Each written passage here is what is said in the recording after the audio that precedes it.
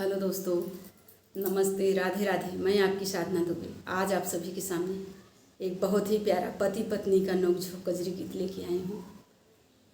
एक पत्नी है, उनको छोटा सा लल्ला हुआ है और वो अपने लल्ला में परेशान है और उनके पति बहुत सोते हैं। आइए हमारे कजरी गीत के माध्यम से आप लोग सुनिए और सुन के आनंद लीजिए और अपनी छोटी बहन को अपना दुलार प्यार आशीर्वाद खूब ढेर सारा दीजिए, ताकि हर दिन एक नया वीडियो लेकर आप लोगों के सामने हाजिर हूँ। आइए देर न करते हुए कजरी गीत को आगे बढ़ाती हूँ। अपने निदिया के कई नव दवाई पिया के तो हई जगाई पिया ना। अपने निदिया के कई नव दवाई पिया के तो हई जगाई पिया ना।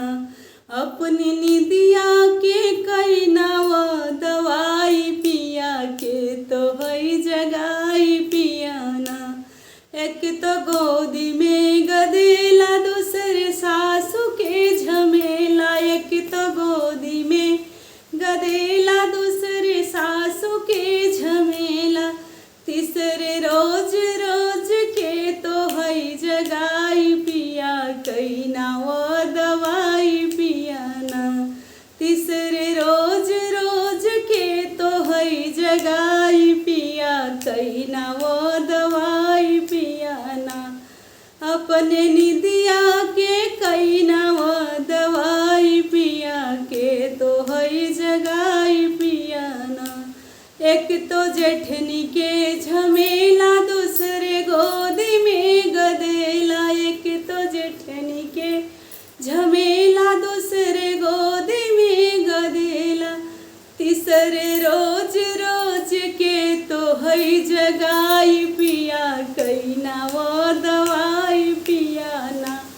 तीसरे रोज रोज के तो हई जगाई पिया कई नाव दवाई पिया ना। अपने निदिया के कई नाव दवाई पिया के तो हई जगाई पिया ना। अपने निदिया के कई नाव दवाई पिया के तो हई जगाई पिया ना।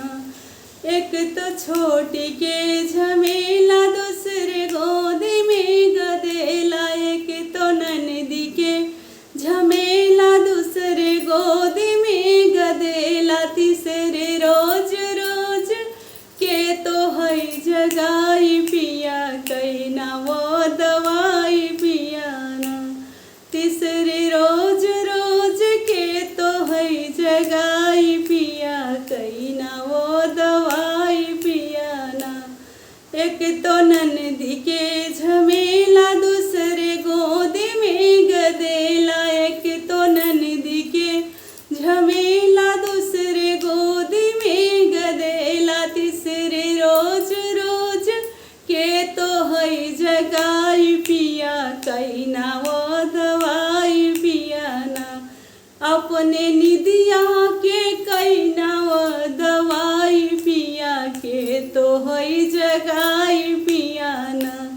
अपने निदिया के कई नाव दवाई पिया के तो हई जगाई पिया ना। अपने निदिया के कई नाव दवाई पिया के तो हई जगाई पिया ना। अपने निदिया के कई नाव दवाई पिया के तो हई जगाई पिया ना। धन्यवाद दोस्तों। यह कजरी गीत आप लोगों को जैसा लगे कमेंट में जरूर बताइए।